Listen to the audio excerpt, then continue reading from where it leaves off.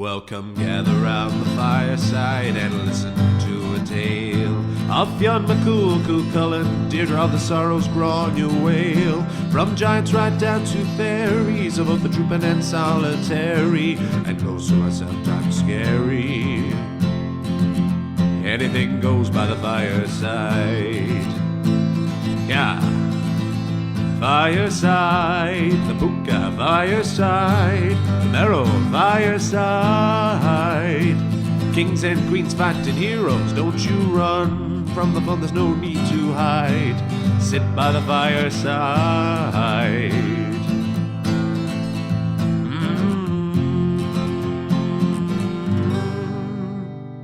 Fireside.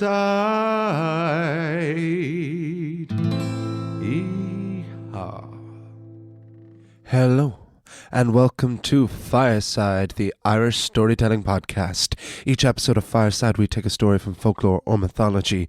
We retell the story, have a chat about the tale itself, and about the craft, culture, and history of storytelling. My name is Kevin C. Olahan. I am your host and your Fireside Bard. Welcome. This is episode 26 of Fireside, the Irish storytelling podcast. We are coming to you, as always, from the beautiful Headstuff Podcast Network studios here in Dublin. It is great to be here again for another episode. I still just can't believe it more and more. 26, we are growing so much. We're all grown up. 26 is what age I am, actually. That's fun. I now have as many podcasts as I have ages of the years, just ages. Sorry about that. If this is your first time listening to the podcast, you are very welcome along. If you like this podcast, if you like this episode, why don't you go back to the beginning and see what we've built up to so far. If you are a returning listener, you are so much welcome back. Thank you for your continued support. Please do continue to support the podcast by subscribing, liking, sharing, leaving ratings. They do make a difference, and telling your friends. We want to grow this podcast more and more and reach its full potential. If you really love it and would love to see this podcast live or hear this podcast live, you can support the Patreon page at patreon.com/fireside podcast. We want to take this show live, do a live storytelling experience. If that sounds up your alley, donate. If not, if you just want it in your ears, that's fine. Continue to listen to free, because this is one of my greatest joys, to write and record this podcast. We are back to Irish mythology this week. We are continuing the Fenian cycle. My God, I love these stories. I love Fionn McCool. I love the Fenian cycle.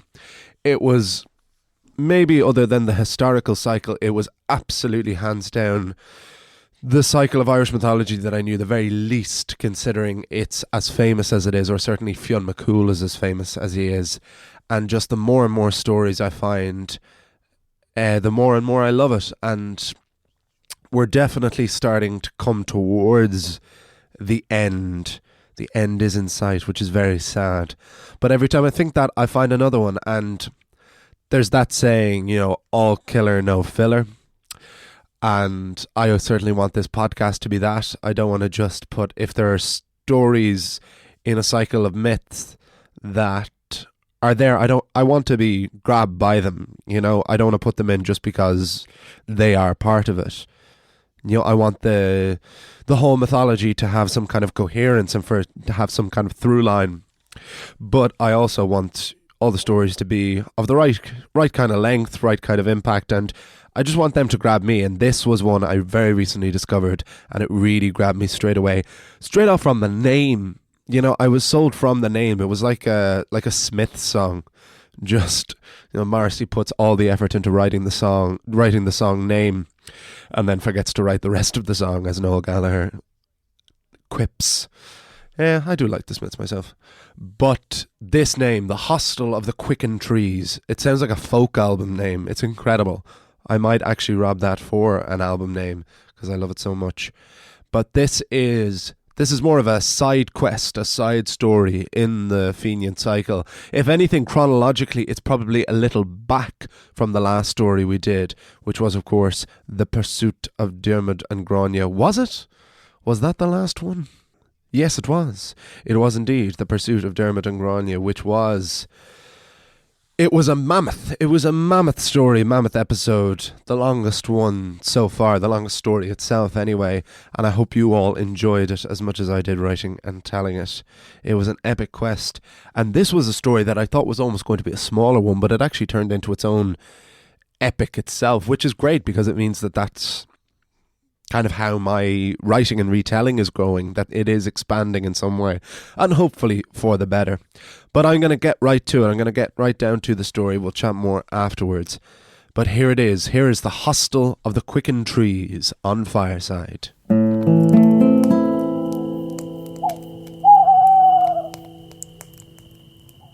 The Hostel of the Quicken Trees.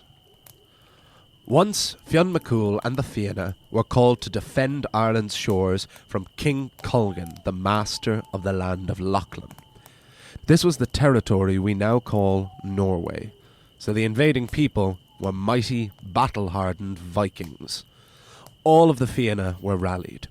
There was Gull MacMorna, the Fianna's former leader, who had an uneasy alliance with Fionn, his brother Conan Whale MacMorna, who was as strong and bloodthirsty as he was broad and bald.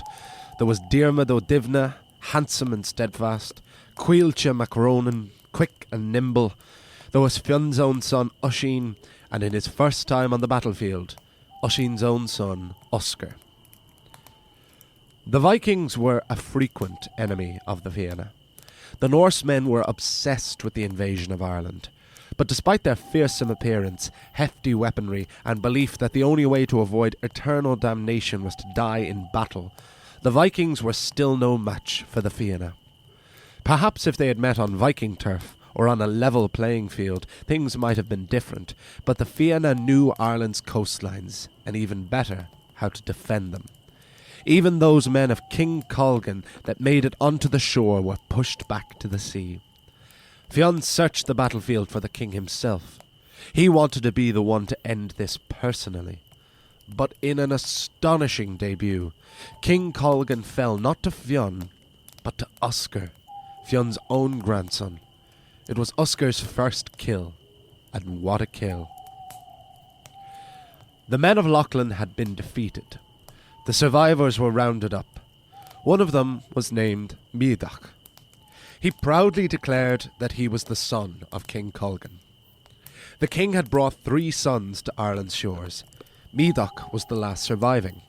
He was brought to Fionn, who thought to execute Midach to ensure no further vengeance from Lachlan. But Fionn looked at the boy. He was still young, barely mature, scarcely older than Oscar, who had taken his father's life. Fionn decided there had been enough bloodshed that day, and took Midach into his household as his ward. Eventually, Fionn would come to think of him as a foster son. The ageing Fionn viewed all the Fianna as his family, and adopted many foster sons over the years. Each of them he showed love and respect equal to his own blood. This had always come to the annoyance of Oisin, who spent his life trying to escape the shadow cast by his father.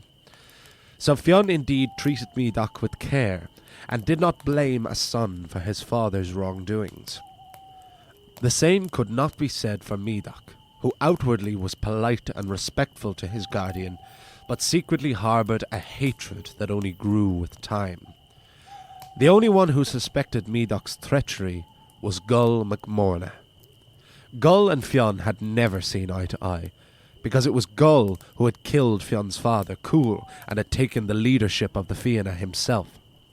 Despite this, when Fionn had proven himself by defeating Alain the Burner, Gull had voluntarily stepped down as leader and swore loyalty to Fionn. Gull had loved being leader, but he served the Fianna and Ireland first and foremost. Fionn and Gull never became friends, but they respected each other. As such, Gull had an eye for animosity, and recognised it in Midach. He had encouraged Fionn to execute the boy when he was originally captured, and when the boy was in his 20s, Gull spoke out against the Prince of Lachlan again. "Fionn, send the boy away. You have shown him a kindness and care that a son of his father did not deserve. I respect that children are not their fathers, but I see a vengeance brewing that will betray the Fianna. If you will not kill him, at the very least, send him away." Fionn didn't often listen to the advice of Gull MacMorna, but on this occasion he did. He didn't fear Medoc in the slightest, but nonetheless sent the boy away. He offered Medoc lands anywhere in Ireland to suit his status as a prince. Medoc chose a series of several islands at the mouth of the River Shannon. They seemed suitably Viking-esque. Fionn secured the lands of Medoc, and Medoc left the Fianna without a second thought and never looked back. 14 years passed, and Medoc's freedom did not ensure the easing of his mind. His hatred of the Fianna only festered. From the moment he was free and on his own lands, Medoc began to send word home to Lachlan. He wanted to let his people know that he considered Scandinavia his home and how much he hated Fionn. He asked the current rulers of Lachlan to raise an army and send it to Ireland to rescue Medoc and avenge the death of King Colgan. To Medoc's pleasant surprise, his call was answered. The next time Fionn and Medoc ran into each other seemed like a total coincidence. It was anything but. Fionn was out hunting with some of his warriors and companions. While on the trail of a giant boar, who should Fionn's hunting party come upon but Medoc, alone in the woods? Medoc greeted his old guardian and secret enemy with great warmth. Suspicious warmth. The Prince of Lachlan insisted on taking Fionn for a drink at the Hostel of the Quicken Trees. Fionn was keen, but Conan Mael MacMorna, like his brother Gull, were savvy to the treachery. "The Nordic runt has never been so kind to you. This is surely a trick," said Conan Mael. "Nonsense," said Fionn. "Besides, all this hunting has made me very thirsty. I could really go for a pint." "My brother's right, Fionn," said Gull. "I know this is rich coming from me, but exercise caution, I implore you." Fionn thought these suspicions as ridiculous as he always had, but to appease his men, he split up his hunting party. The older men, Fionn, Gull, and Conan Mael, would go to the Hostel of the Quicken Trees for a drink, while the younger men, Oisin, Cuilche, and Diarmid, would stay on the hunt. The Hostel of the Quicken Trees was a great hall, both constructed of and surrounded by lavish rowan trees. The rowan tree is the tree of life, and the hostel was enchanting to behold. You had to walk through the long grass surrounded by tall trees bursting with red berries. The hall itself was lavishly designed, with animal hides adorning the floor and walls and masterfully carved furniture all around. The three men sat down on comfortable couches in front of a roaring fire and awaited their drink. "Wait a second," said Conan Mael. "There are no servants or attendants here." "Patience," said Fionn. "Wait, Medoc isn't here either, Fionn," said Gull. "What?" Sure enough, they looked around and realized the man leading them to the hostel had not followed them in. "Wasn't there a fireplace here a moment ago?" said Gull, staring at a blank wall. "And wasn't there pelts and wood on the ground?" said Conan Mael, feeling nothing but cold earth on his feet. "And weren't we sitting on couches a moment ago?" said Fionn, realizing he was sitting on the ground. The three warriors quickly moved and found they were fastened to the floor. The more they struggled, the more secure they were to the ground, until the three strongest men of the Fianna were on their backs, glued to the floor, as helpless as turtles. Conan Mael cursed Medoc for his treachery and Fionn for his naivety. Fionn wanted to know the truth of the matter, so he stuck his thumb that had touched the salmon of knowledge in his mouth and thought. "Oh, boys, I am so sorry. This is bad. This is very bad." What? What is it?" asked Gull and Conan Mael. Well, basically, you were right. And Medoc has been planning my downfall for the last 14 years. He's rallied a massive Scandinavian army that he has, over the past year, smuggled piece by piece into the country. They're now hiding out on Medoc's island on the Shannon and are on their way to kill us and take over the country. What about us? Oh yeah, this is an enchantment from the king of the island of Torrent. He is one of the chieftains of this attack, and it is only his blood that can unfasten us from this earth. So in a word, we are goosed, said Gull. Not today, said Fionn. Sound the Dord Fiann. The Dord Fiann was a war horn of the Fianna, emitting a unique sound instantly recognisable to all Fenians who heard it. Unfortunately, Oisin, Diarmid and Caoilte could not hear the cry. It was only 3 of the youngest warriors who did. They were called Fola, Fiachna, who was Caoilte's son, and his foster brother Insa.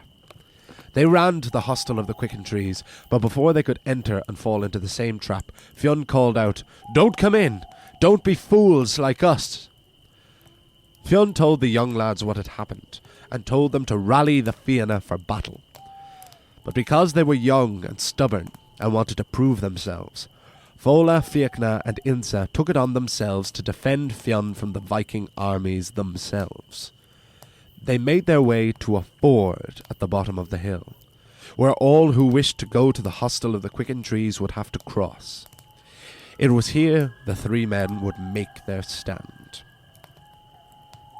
That night, as the Scandinavian armies readied for battle in Medoc's home, one chief of the King of Torrent decided he would go out early and personally kill the great Fionn McCool and take all the glory for himself. He rallied a small band of warriors and set out that night for the hostel of the Quicken trees. But at the ford, they encountered Fiachna, Insa and Fola. All the men hacked and slashed at each other, and the would-be assassins were defeated. But Insa fell during the battle, and Fiachna was wounded. Fola said enough was enough, and they should go to find more warriors, but Fiachna refused to leave the ford. He said, "If we leave now, Fionn is as good as dead, and Insa will have died for nothing." So Fola ran off on his own, promising to return as quickly as he could. But it was only the next night, when the brother of the chieftain who had attacked the night before went out in search of his missing brother. But when he came upon Fiachna, he saw blood everywhere, and the injured, tired, and ferocious-looking warrior who was left standing. The chieftain and his men feared attacking Fiachna, lest they come upon the same fate. So they sent word back to Medoc, who then personally came to the ford and challenged Fiachna to single combat. The 2 men battled through the night. Fiachna was losing blood and energy, but he had purpose and vengeance on his side. He was focused. Medoc frequently became blinded with rage, and so was clumsy in his swings. But just as it seemed like Medoc was gaining the upper hand, a battle cry came from the top of the hill, and running down the ford was Fola, in the company of Diarmid O'Divna. Diarmid was the greatest of Fionn's young warriors.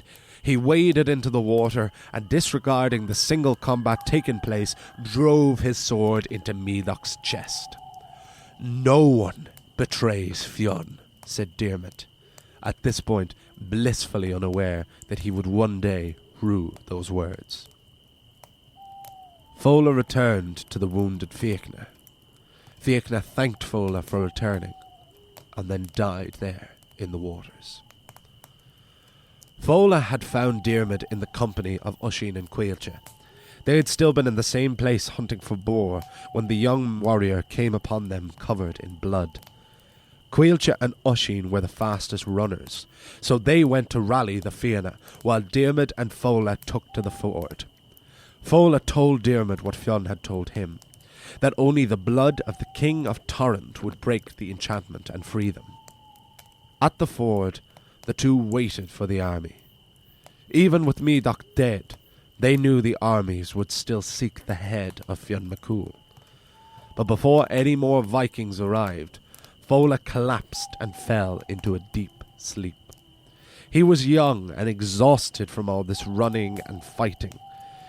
Diarmid sheltered the youth on the riverbank, and there in the waters at the bottom of the hill, Diarmid O'Divna personally fought back the army of Lochlan. He had the advantages of the ground, the narrow nature of the ford, and with the will of the Fianna behind him. But Diarmid was also just an incredible warrior. Wave after wave of Viking men attacked, and wave after wave were single-handedly defeated. Through the haze of blood and dead bodies, Diarmid could make out the king of Torrent, and hacked his way through, gutted the man, and sliced off his head. Once the ford was safe for another brief moment, Diarmid grabbed the head, attempting not to let the blood spill out, and made his way back to the hostel of the Quicken trees. Fionn, Gull, and Conan Whale couldn't believe their eyes when Diarmid came into their prison dripping with blood. A blood he smeared on Fionn, and Fionn felt his limbs get looser and looser until he was finally free from the cold ground. Then Diarmid lathered up Gull, who too leapt up to his feet. Finally, it came to Conan Whale, but there was only enough blood left for his head and limbs. His back remained stuck to the earth. "You stupid pretty boy! You spilled too much blood!" "I just killed about 1,000 people. Don't talk to me about wasted blood," said Diarmid. "What I'd give to kill 1,000 people and not be glued to the ground like a baby. Pull me up." So Gull, Fionn, and Diarmid grabbed Conan Whale by the head and limbs and pulled with all their strength. Conan Whale should have been in agony, but his desire to be free was stronger. Eventually, the men pulled Conan to his feet, tearing all of the skin off his back. Blood streamed down the warrior's legs, but he was free. Fionn knew they would all soon need to fight, and also knew that Conan Whale was too wounded. He needed to heal first. So Fionn went to the forest and killed a black sheep. He skilled it swiftly and returned to Conan Whale. The enchantment from the hostel was clearly still in effect, because the sheepskin immediately stuck to the man's back. With Conan Whale healed and all of their strengths restored, Fionn, Gull, Conan Whale and Diarmid returned to the ford for battle. But once they arrived, they realised that the Fianna had beaten them to it, and had slaughtered the entirety of the army of Lochlan. Fionn was proud of all of his men, but Conan Whale was disgusted. Not only did he not get to shed any blood, but once a year, for the rest of his life, someone would have to shear the wool from his back. To be continued.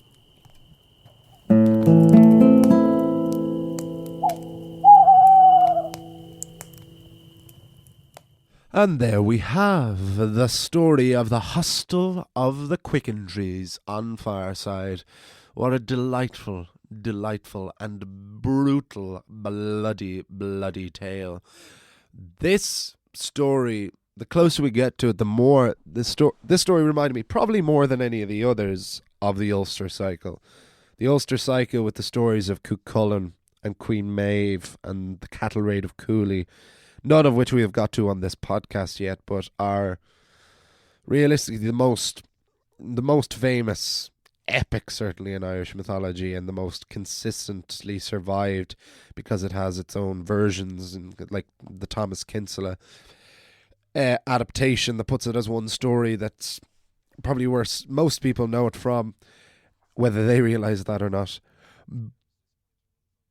But this story, that Ulster Cycle is renowned for being so bloody and just filled with just endless violence and really descriptive violence. Like I can't wait to get to it. That's why chronologically, as I've said before in this, the Ulster Cycle actually becomes before the Fenian Cycle. So all of that has already happened at this point. But I decided to leave it till later because I wanted to save it from I wanted to make sure that I was at the top of my game and hopefully So hopefully I feel I am getting better. I feel the stories are getting better just because the later we get into the mythology, the more survived the text is. I'd love to say it's just me getting better as a storyteller. I hope that is the case as well. But it also just happens that like the earlier myths, the mythological cycle hasn't really survived to today. So it's a lot more the bare bones, and it's a lot more like a history. Now it's entirely the groundwork. It's the creation myth. It enriches everything that follows, and I'm delighted we started with it because it so informs everything that goes after. But now these stories are complex. The characters that are in them are real, even for myths and folktales where often the characters are quite, I don't want to say two-dimensional, but they're simple. And that's part of what's great about them is that folktales and fairy tales, they're swift, and you don't need that detail. You put that detail in yourself. It's all just about the swiftness and the concise nature of the story.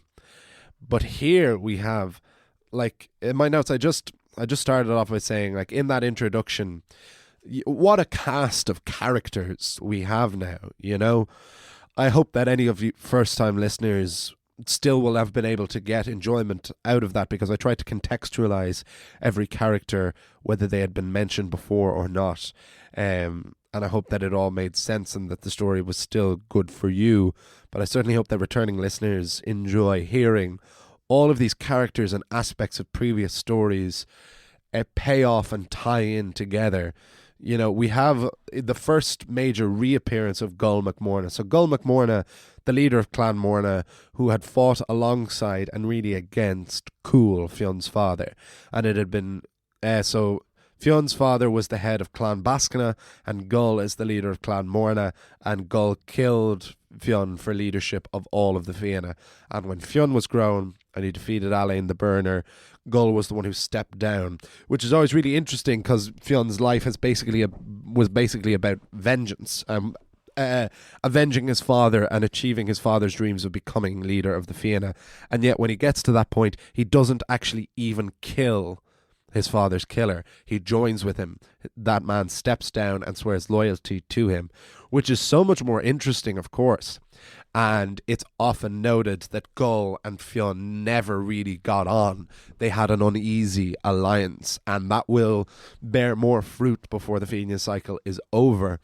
But so, when I discovered this story, I couldn't resist another chance initially to get to know Gull a little bit better, and now we have an appearance from his brother, Conan Whale, whose existence was not known to us before. But it's just nice to see him there, that like, because he obviously would have remained a huge part if he remained head of Clan Morna and would have still been very high up in the Fianna. And then of course we have the element that makes this set before certainly the last tale, if not others, was the appearance of Diarmid O'Divna, who at this point, the beautiful Diarmid had not ran off with Grania. He had not betrayed Fionn by marrying his new bride. If you haven't listened to that episode, check it out. It was a mammoth undertaking and hopefully a pleasant listen. But Diarmid was one of the greatest of the Fianna, and it was great to have him featured again. And a fella who's new in this, who will come back again, and was nice to get a little nugget of him here, is Cuilche McRonan, as we will see, who was known as the fastest of the Fianna. He is their Flash. He was just a real fast little, nimble little fecker, real swift lad. We'll get on to now the Vikings. The Vikings had appeared before in the story of The Legend of Scythe. In The Legend of Scythe, we had the Vikings mentioned that Fionn had to leave Scythe's side to fight the Vikings for 7 days before returning to his beloved, only to find her gone. So it's fair to say we'll get to the Legend of Tir na Nog, which will probably be the last story of the Fianna cycle that we get to, and realistically the most famous, even though it's one that doesn't feature Fionn at all because it centres around Fionn's son Uiscin. But Tir na Nog, any Irish school children who listen to this podcast will remember from school that Tir na Nog ends with Uiscin meeting St. Patrick. And so St. Patrick, we know, regardless of religious belief, we know for a fact that St. Patrick was a real person. There is written evidence of him. There's not, it's not loads and loads of stuff, but we have enough. We have some of his letters and everything, and some accounts of his life and his death to know that he was real and that he came to Ireland in the 5th century, I believe it was. So that long ago, but that's kind of where we are. And the Vikings came to Ireland really in the 9th century. So it's kind of, we certainly can round this, and of course history and exact time and place don't really matter in myth because it changes all around. It's all about what really suits the story because of the fantastical elements of it. But any elements of place and context do enrich it a little bit. So it's really nice to be able to place these stories within a certain parameter all the same. Like I've seen mentioned before, the Tuatha Dé Danann, the gods, they are supposed to have reigned in Ireland for a very specific time frame. I forget the exact amount of years, but it's like 187 years or something incredibly specific for something that absolutely never happened. But to go on to talk about some of the other, what the echoes, the fantasy echoes and elements of this. Any Game of Thrones fans who listen to this podcast might hear echoes. I kind of get a vibe of the Greyjoy rebellion out of this. And what I mean by that is, it's not spoiling anything for anyone who hasn't, because it's the Greyjoy rebellion is something that happens entirely before the events of Game of Thrones.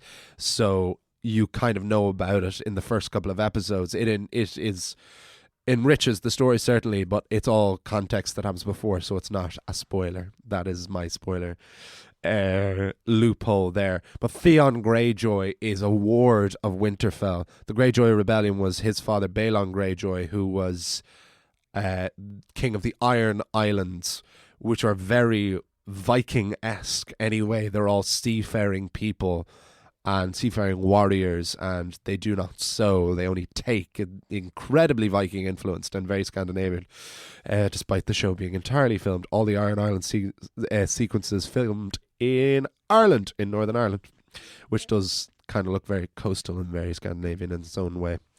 But the Greyjoy rebellion is crushed, and Ned Stark, the protagonist of Game of Thrones, he adopts Balon Greyjoy, the person who rebelled. He adopts his youngest son and only surviving son and takes him into his care at Winterfell and raises him as his own son. And that's part of the huge complexity and interesting side of Theon as a major character in Game of Thrones, is that he has grown up away from home, kind of a prisoner, but being treated so well by his surrogate father, better than his own father ever treated him, because his father never tried to get him back or anything like that. And so there's huge elements. I'm sure George R. R. Martin is very inspired by something very he comes from history a lot. Most of Game of Thrones is based on the War of the Roses, but I got huge echoes of that and a huge vibe of that in this, with Fionn adopting Medoc, the son of this King Colgan, sparing bloodshed. And it was its own interesting side that Fionn shows Medoc nothing but kindness, and Medoc still harbours and grows a resentment more and more and more, which leads to him raising the army.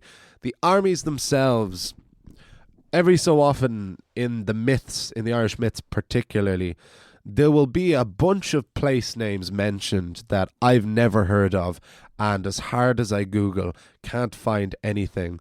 And some of these army names are such things. I was delighted to find out that Lochlan, it might be Lochlan rather than Lochlan. I think it is Lochlan though, like the name. That Lochlan is an old Irish term for Scandinavia, and very specifically Norway. That obviously exploded because like nowhere in a lot of these versions are Vikings mentioned. But knowing that Lochlan is Norway, that immediately gives us all we need in terms of a visual of what these attackers are like and what they look like and what they seek. So that was a juicy delicious, and that was enough almost in itself, and that saved it because of all of the random names, like the island of Torrent. I wasn't really going to include any of the names, but like any time I looked in like island torrent, it just came up like downloadable torrents for the movie The Island, which didn't really help. If anyone has any more information on the island of Torrent, I'd be really helpful. And also look up King of the World. It said that one of the people who comes to the army is the King of the World from Greece.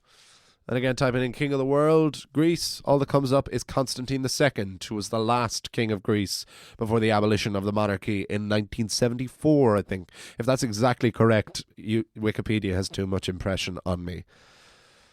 But so yeah, the King of the World, I decided to leave that out. That just seemed to raise more questions. It was simpler, just all we need is the Vikings. They come. We need the army of Lachlan. Don't need to know who. They're coming to fight for me, Doc. That's all the element we need. Because this is all about the Thermopylaean fight of these young fellas, of Fiachna, of Fola, and Insa, and later Diarmid. Let me talk about fords for a second. Not the car, the part of a river where so much of this battle takes place. Irish mythology is all fought at fords, particularly the Ulster cycle. That's probably why this reminds me of the Ulster cycle so much. All of the cattle raid of Cooley, all of the war for the bulls, Queen Maeve and Cuchulainn, it's all fought at fords. There's probably a very specific reason that I've just been too stupid for this moment to look up. Maybe it doesn't need any more. It's an incredible image. It's an incredible visual just to imagine all of these warriors fighting knee deep in water. All of the battle between Cuchulainn and Ferdia, all fought at fords. And this, I think there might have been a ford mentioned once or twice in the mythological cycle, but this is our first real lengthy battle and skirmish fought at a ford, and what a one it is. And there's something I said Thermopylaean there. There's something incredibly 300 about this, of the 300 Spartans who faced off against the Persian armies at the Battle of Thermopylae, which was a similar case where it was a narrow pass that couldn't be crossed, and 300 were able to fight off 10,000 for a good while anyway. Not entirely successfully, but for a much longer time than any other 300 soldiers. And we get that to the extreme now, where it's literally just three young lads. That was an element I added myself, and I thought that gave it a nice bit of color. Was that the decision to fight themselves was their own, Fiachna, Insa, and Fola. Originally, it's just Fiachna and Insa, and Fola never was with them. But I liked the idea of it being the three of them and the brothers and the foster brothers both dying and Fola going off. It seemed a better way to tie poor old Oisin, Diarmid and Caoilte off in the woods hunting for days, apparently, not going. That's a long drink. That's a long drink. And let's talk about the hostel itself, actually. I said at the beginning, it was just an incredible name, and I stand by that. Folk album, Kevin C. O'Lahan, The Hostel of the Quicken Trees, coming soon to a store near you. This enchantment is incredible. Again, needs no further explanation, just incredibly detailed. Lure people into a place for a pint, beautiful surroundings, and it's amazing that the rowan tree is back again. Those who listen to The Pursuit of Diarmid and Grania will know that the rowan tree played a huge element in that story, having never appeared anywhere in the mythology before, and me never even having heard of a rowan tree or rowan berries. I'm sure with the Ballyminoff phenomenon, I'm going to see nothing but rowan trees now. I would love to. I live in Dublin city centre. I would love to see a rowan tree with lovely red berries. But after just having one tree before, now we have a whole forest. Now we have an entire thing surrounding. Now we have an entire building built of them. and drawing these heroes in for lovely pints and lovely berries, only to be revealed to be nothing and for it to tear away. And that was one of my favourite things I found in the versions, the Bard mythologies. And what was my other main source for this? I use more and more, for the Vineyard Cycle, I use more and more online sources. Emerald Isle is another legends and myths site with Bard mythologies, as well as, of course, our woman Lady Gregory's Book of Irish Mythology, which will always be my gospel. But it's great to see more contemporary, fresher, and more concise versions. I like when I can read a bare bones version of the story. I like reading a few different short versions because I like the different color in them.